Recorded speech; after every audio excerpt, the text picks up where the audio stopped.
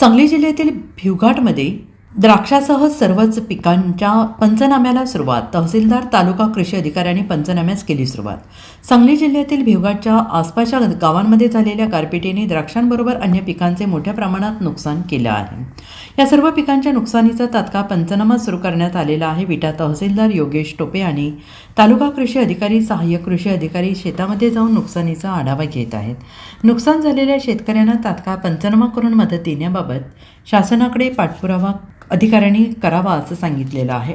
सरकारने निकष बदलून द्राक्ष बागायतदार शेतकऱ्यांना मदत करावी अशी मागणी द्राक्ष शेतकऱ्यांनी व्यक्त केली आहे.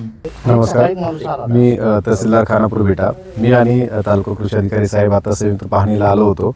काल झालेल्या गारपिटीने आणि अवकाळी पावसाने खानापूर तालुक्यातील करंजे मंडळातील काही गावांमध्ये द्राक्ष बागायतदार तसेच शाळूचे पीक, डाळिंब यांचं नुकसान झालेलं आहे. द्राक्ष बागायतदारांचं मोठ्या प्रमाणावर नुकसान या ठिकाणी झालेलं आहे.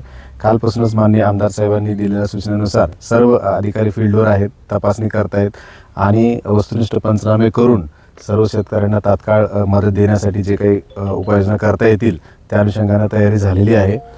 साधारणपणे करंजे, ताड्याचीवाडी, बेनापूर, हिवरे, पळशी या 4-5 गावामध्ये मोठ्या प्रमाणावर द्राक्ष बागायतदारांचं नुकसान झालेलं आहे.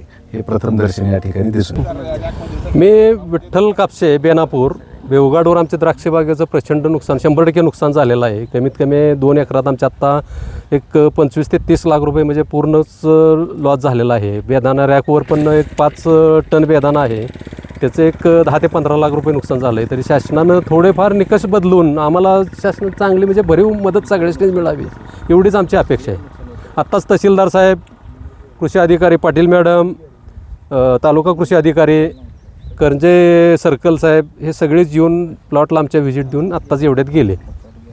व्यापाऱ्यांना जसे मदत करतात त्या अनुषंगानं आम्हालासुद्धा सगळ्या शेतकऱ्यांनी जरा व्हायचं वाढवून मदत करावी.